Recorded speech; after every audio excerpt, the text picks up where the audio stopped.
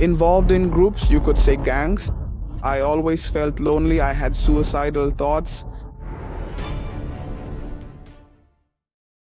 My soul was sad, deeply bitter, and I felt truly alone. I always experienced a profound emptiness inside me, a feeling that led me to do illegal things in an attempt to fill that void. I struggled with problems related to drugs, alcohol, and the influence of bad friends becoming involved with negative groups. You could say gangs.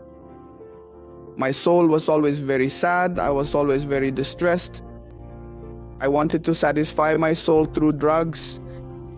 I used to go out on the streets a lot to do graffiti, always looking for something to satisfy my soul, but I never found satisfaction.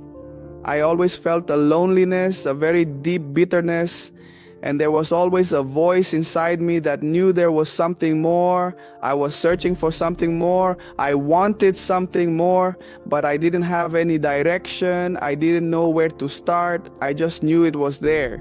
And that voice, that little detail, was what kept me from making the decision to take my own life, because I had suicidal thoughts. Because of everything I had been through, I even got to the point of wanting to end my life.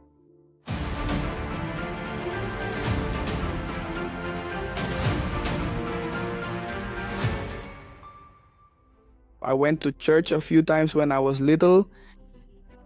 When I was older, my sister invited me. When I started going to church, I heard about the Holy Fire. That's when I started paying attention, because I had already received some peace, some relief, some inner strength. That's when I began to understand that it is through sacrifice, through obedience to God, that my life could change. In this holy fire, first of all, God asked me to leave behind everything that led me to sadness, everything that caused my unhappiness. I left behind bad friendships, I left drugs, I left everything that was leading me to a life of ruin. There, God asked for my obedience, and that's when I started to see results. I sacrificed everything. That moment at the altar was indescribable. Coming down from the altar, from that moment on, I felt an inner strength I had never experienced before. From that moment on, my life changed.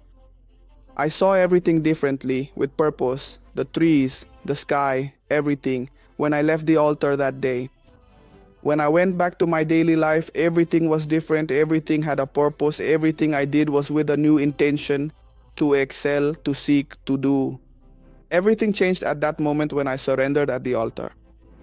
By having my soul saved, I have the peace of mind to think, to act through the Holy Spirit, who gives me the strength to act and to know how to position myself in this life.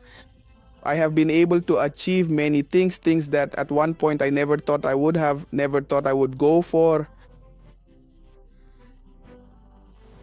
Growing up in a humble neighborhood, now I've been able to travel to places I never imagined I would go.